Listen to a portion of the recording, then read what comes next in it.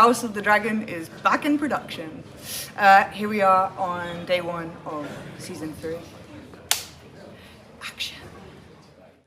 Welcome back, everyone. It's Charlie. HBO finally released a House of the Dragon Season 3 teaser because they started production finally on the episodes. They've actually been working for a little while on the first big battle of the season, but the showrunner just did a really big interview explaining the 4 major events that they're covering during Season 3 and the fact that Season 4 will actually be the final season, but we kind of knew that.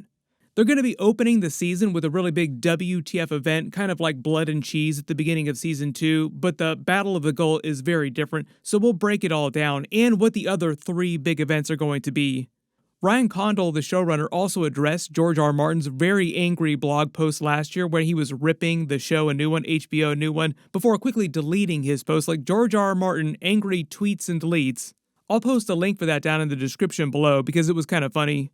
But based on the footage we have from Season 3 so far and what they've said about Season 4, we have a pretty good idea for how things are going to go, so we'll break it all down. If you're brand new to the channel, of course I'll be doing videos for all the episodes. We also have Night of the Seven Kingdoms episodes coming later this year, and of course I will be doing all the episode videos for that, because we're not going to get House of the Dragon Season 3 until 2026. So if you're brand new to the channel, be sure to subscribe to get everything. We should get another big Night of the Seven Kingdoms trailer really soon too.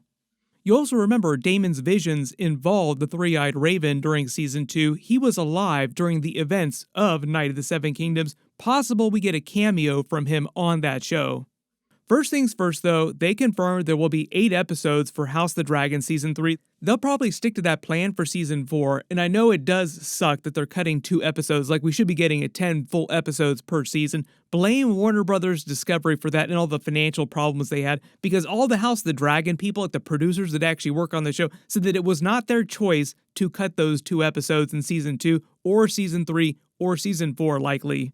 Even the people at HBO, which are technically in charge of all the Game of Thrones House of the Dragon stuff, would not have cut those episodes if they weren't ordered to by Warner Brothers Discovery overlords like David Zaslav. So he's really the person to blame for all this. But right now in the teaser they released for Season 3, it seems like they're filming with Rhaenyra right now and it's still at Dragonstone. They messed with the timeline a little in previous seasons. They've done that on Game of Thrones too. They move major battles around. And here's where we get to the major battles in the events of Season 3 they said that they're doing. So Ryan Condal revealed they're only focusing on 4 major events in Season 3. We already have a pretty good idea for what they're focusing on just based on the major events during this part of the timeline in the Dance of the Dragons. So we already know confirmed big battle of the Gullet is going to be how they open the first couple of episodes. The Battle of the Gullet is known as the bloodiest sea battle in the history of Westeros. So if you thought that Blood and Cheese was a more intimate WTF kind of moment, the Battle of the Gullet is a more traditional, big, Blackwater Bay on steroids kind of battle. Like imagine Game of Thrones Season 2's Blackwater episode on steroids. There were a bunch of ships involved and a bunch of dragons, but it started mostly as a fight between the Triarchy's fleet who were sailing to try and break the Blacks' Corlys's blockade of King's Landing, basically turning it into a war of attrition, turning popular opinion from the small folk against the Greens and Aegon and Aemond now that he'd taken control. And the small folk do understand that Aemond is controlling the Iron Throne right now. They are not a fan of his, and Aemond also not a fan of the small folk. We will say early warning for Season 4, beware the small folk at your own peril. When it comes to the actual dragons though, it starts with Jace taking Vermax trying to burn the Triarchy's ships. Typical move on a dragon. Ulf White on Silverwing, Addam Velaryon on Seasmoke, and Hugh Hammer on Vermithor then join him during the battle. But one of their biggest issues is that Jace and the Dragonseeds don't have any experience actually fighting in real wars on Dragonback, and the Triarchy's fleet does have a lot of experience in fighting dragons because of their fight during the War for the Stepstones against Daemon and Caraxes. So all these Triarchy people know what it is to actually fight dragons, and they're equipped for that. Also add to Rhaenyra's problems in this that you also have her sons with Daemon, Aegon III and Viserys II, who are trying to escape through Blackwater Bay, through this area here, and get caught by the Triarchy's fleet. We know that they both wind up surviving later in the timeline, but the battle, what happens to them, without getting too deep into it, scars both of them significantly for the rest of their lives. Like, it goes very, very badly. There's a ton of losses, thousands of people wind up dying. The Triarchy's fleet have to bypass Dragonstone, so Dragonstone is safe in this event, but they do wind up sacking Driftmark and High Tide, Corlys's castle here. It basically winds up destroying the town, the port here. They wind up sacking High Tide, stealing a lot of his treasures. It just goes completely sideways for Rhaenyra and the Blacks.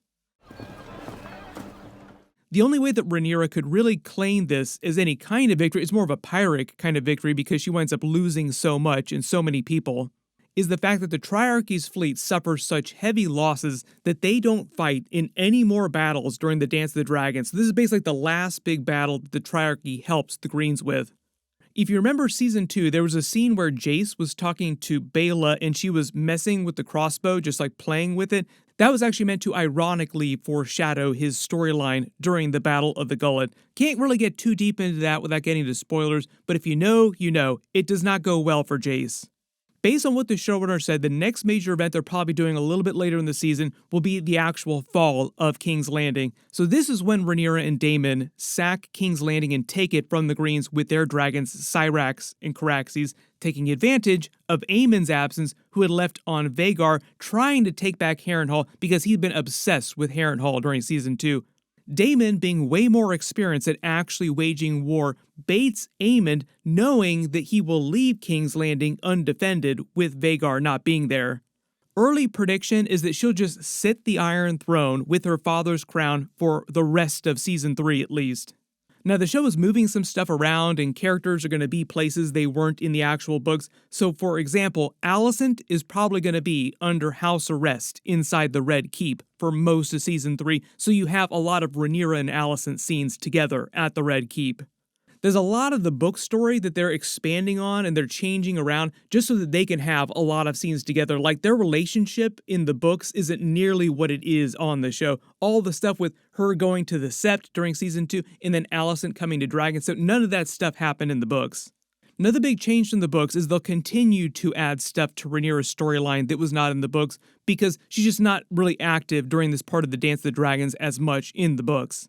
What the show has done is made her much more of a main character, way more active in the actual story itself, in a way she was not in the books. Ryan Condal has said, though, one of Rhaenyra's big weak points, especially during Season 3, when it seems like she's riding high, like she's retaken the Iron Throne, and she's sitting with her father's crown, she becomes obsessed with Aegon's prophecy of the Long Night, the prince who was promised. She thinks that she is the fulfillment of that prophecy, and that winds up leading to her eventual downfall. Aegon will be king again. Not only because of Helena's side of the prophecy too. Remember, she said that Aegon would return someday. That's off in the distance, but they'll probably save that for Season 4. But it's basically Rhaenyra starting to pour and then get drunk on her own Kool-Aid. When it comes to all of Aegon's prophecy, the Valyrian dagger, the Long Night, all the stuff that they tease in the background, like the Daenerys cameo during Season 2, we will probably see a little bit more of that in Season 3. That tends to be the glue that they use to bind all the different Game of Thrones spin-off and prequel shows together with the main show. Third major event, big battle, probably going to be the Butcher's Ball, or they'll combine some of the lesser battles during the Dance of the Dragons because there are a couple separate battles. Some of them are more eventful, like more critical, with bigger characters than others, so they might just wind up combining a bunch of those. The reason why Butcher's Ball is one of the more famous ones is because it's between Criston Cole's forces being ambushed by the Blacks, made up of the River Lords, who Daemon got the help of with Oscar Tully at the end of Season 2. It winds up being a huge win for the Blacks. Criston Cole finally gets his comeuppance that he's so richly deserved for being such a dirtbag all these seasons so far. Hands down, one of the worst characters on the show. Do not like Criston Cole. And even though I haven't talked too much about him, Daeron and Tessarion, his dragon, are involved in a lot of the battles that go on during this part of the timeline in this part of Westeros too.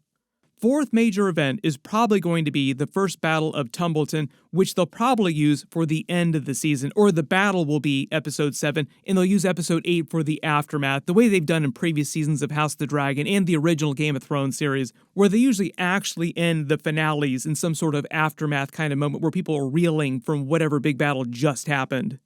Big reason why the first battle of Tumbleton is famous is because it represents a huge betrayal against Rhaenyra by the Dragonseeds, where most, but not all of them, wind up betraying her and turn sides joining the Greens for different reasons. Like each of the betrayers, there are two of them, do so for different reasons.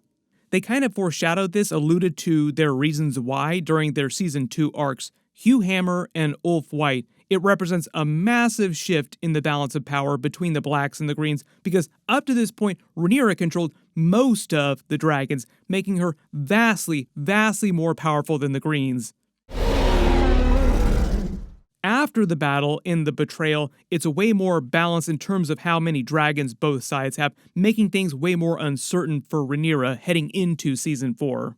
There's a lot of other things brewing in the background too that sort of shift things around. Like basically you wind up with a lot of victories for the blacks and the greens on different sides, but basically they want to end Season 3 with a huge victory, perceived victory for the greens.